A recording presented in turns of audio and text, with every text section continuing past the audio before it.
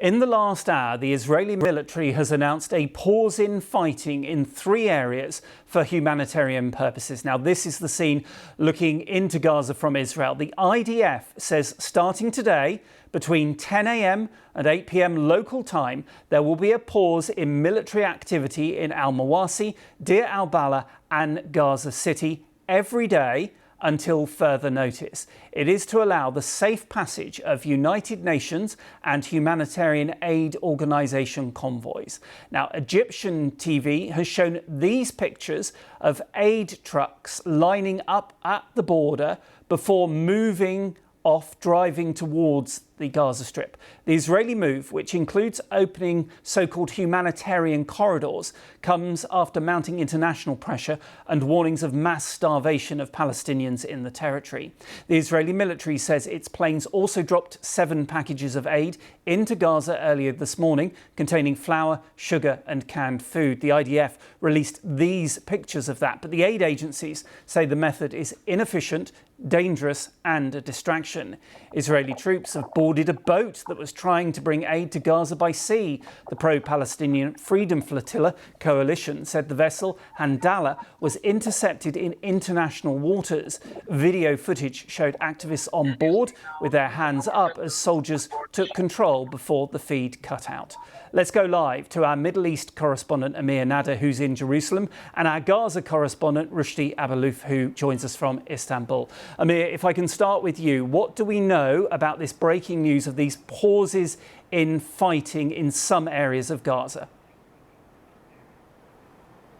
Well, the areas that they've announced are areas that the Israeli military has previously told Palestinians to go to, areas such as Al-Mawasi, which is a huge tent encampment home to thousands of Palestinians who've been displaced there throughout the war. So these are already supposed to be areas that are safer areas than elsewhere in Gaza, where the fighting is supposed to be happening at a higher intensity. I think the more significant element of this statement is the announcement around humanitarian convoys. Humanitarian agencies have said one of the issues that they face while trying to bring aid into the Gaza Strip is that their convoys are often attacked by the Israeli military, and then they struggle to get permissions to deliver that aid. And when they do get it, it's unsafe for the civilians that crowd around it. We saw deadly incidents this weekend and last weekend. So if there's going to be a safe route from the borders of Gaza through to the humanitarian areas such as Al-Mawasi and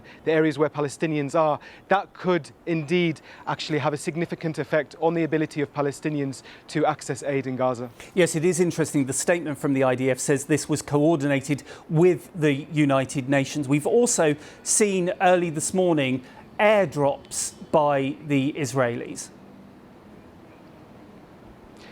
That's right. I mean, I think critics might say that that will do more to sort of have a comms benefit for Israel than an actual impact on the humanitarian situation on the ground. What humanitarian agencies say Palestinians need is for the Gaza Strip to be flooded with convoys of aid trucks, not 7 packages dropped from the air. Obviously, Jordan is looking at doing some airdrops too, with coordination with the UK after approval from Israel. But humanitarian aid agencies say that airdrops are not the solution. They're ineffective, they are dangerous. Gaza's not far away, it's not a remote territory. They just need to allow many more trucks to be delivered inside the Gaza Strip. Amir, you mentioned the communication side of things. How much do you think what Israel is doing over the last 24 hours is because of that mounting international pressure and the pictures that all of us have seen coming out of Gaza? I think it's under huge pressure internationally, amongst its allies, amongst the international community, the aid community, and clearly it wants to be seen to respond. And I guess what we're trying to analyse is whether the responses that it's announcing will actually have the kind of effect that the humanitarian community are calling for. In the statement that Israel put out yesterday evening, they actually denied that there's a starvation crisis in Gaza. And they said that they want to enforce these changes in order to refute the false claim of deliberate starvation. So we're in this weird position where Israel is saying it's going to make some changes to the delivery of humanitarian aid in the Gaza Strip, but at the same time saying that there isn't a crisis. Amir, for the moment, thank you. Let's go to our Gaza correspondent, Rushdie Abaloof, who is in Istanbul. Rushdie, I know you have your family, some of it in Gaza, and you talk to a lot of people there. What is the situation like at the moment? Well, look, people hoped for a better permanent solution, but in general, they welcomed the very few people who have access to the social media were posting all night and this morning that this is a good move. At least we will, some food will be allowed in. The airdrop last night was a chaotic scene. I've seen videos and picture of people fighting each other. I mean, punching each other to take some of the food. This is just show you how desperate the people who are starving for the food. 5, 6, I think 7 packages were counted in the north west of Gaza area called As-Sudaniya near the Gaza city, where we believe maybe 200,000 people are living in tents in the area. Most of them were evacuated from northern Gaza and eastern Gaza, where there is active Israeli military operation in the area. So the people, all eyes are on the border, and people are waiting for the food to come in, because what has been allowed in the last week, which consider the most difficult week since the beginning of the war.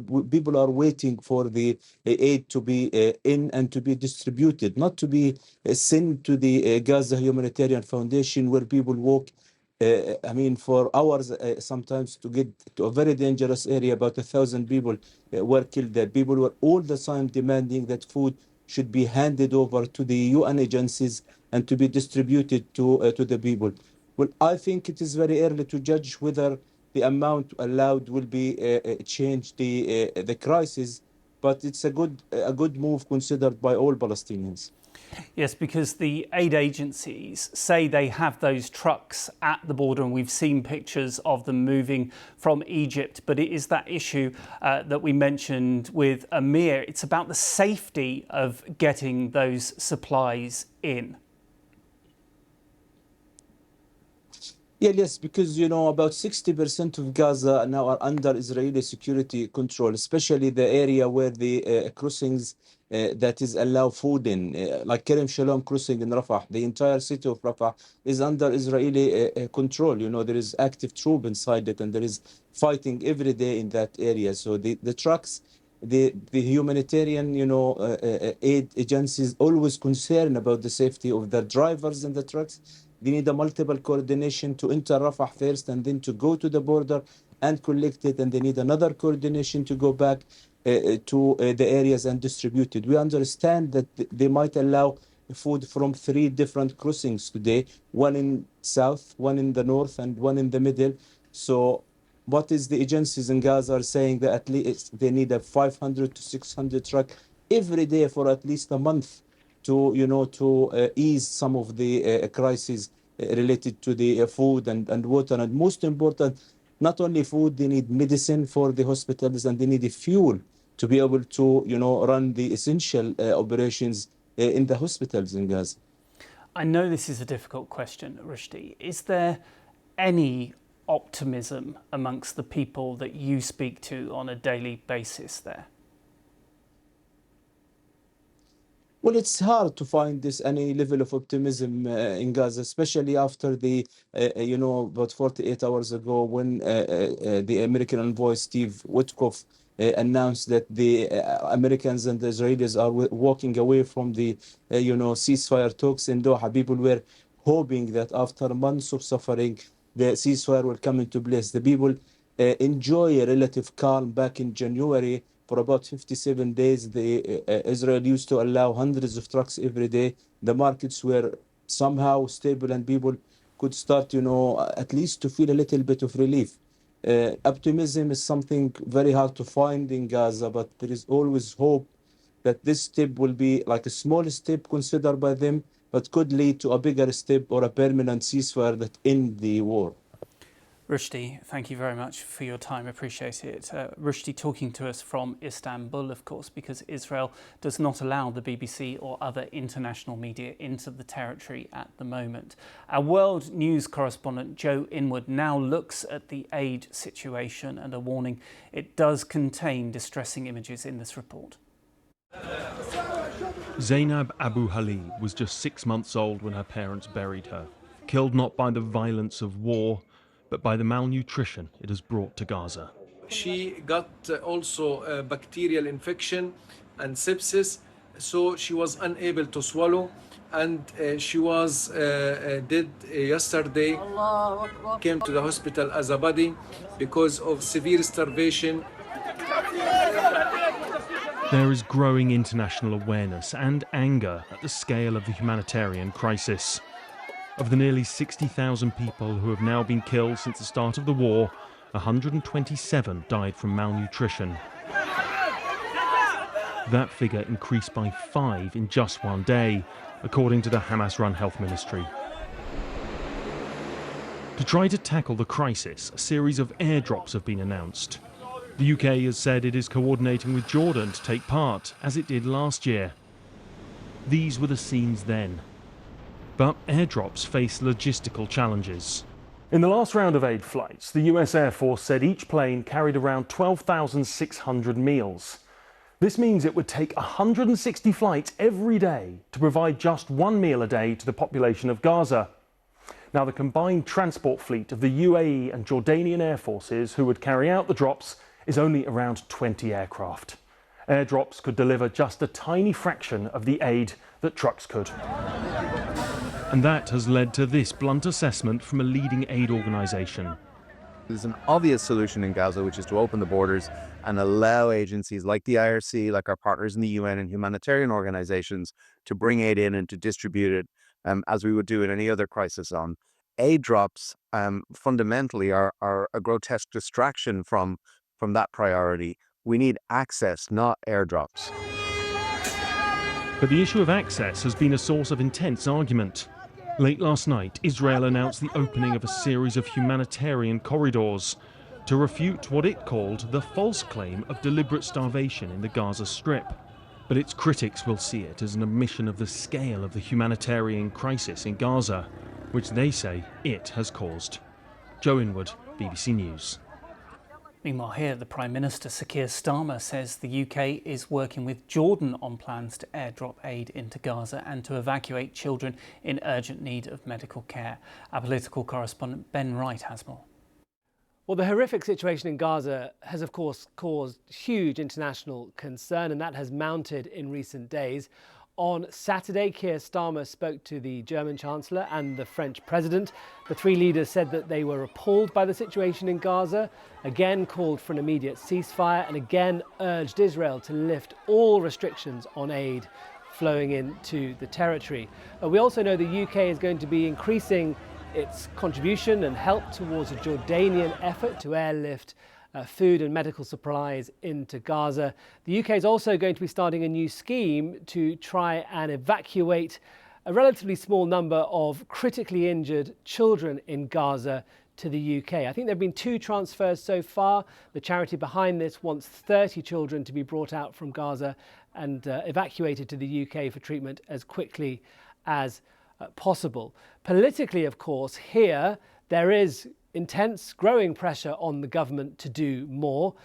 In particular, recognise a Palestinian state. 221 MPs from across the House of Commons signed a letter urging the Prime Minister to follow France's example. France has said that it will recognise a Palestinian state when the United Nations meets in New York next month. So far, though, the government is pushing back on that and holding its long-standing line that a Palestinian state can only be part of a long-term solution to conflict in the Middle East. Although the SNP are saying that as soon as Parliament is back after the summer recess, they're going to be pushing for a vote on that question in the Commons. But this is occupying a lot of thinking in government at the moment. And of course, Keir Starmer is meeting President Trump tomorrow, Monday, in Scotland for talks. And Gaza will, of course, but I'd be surprised if it didn't, feature in their discussions.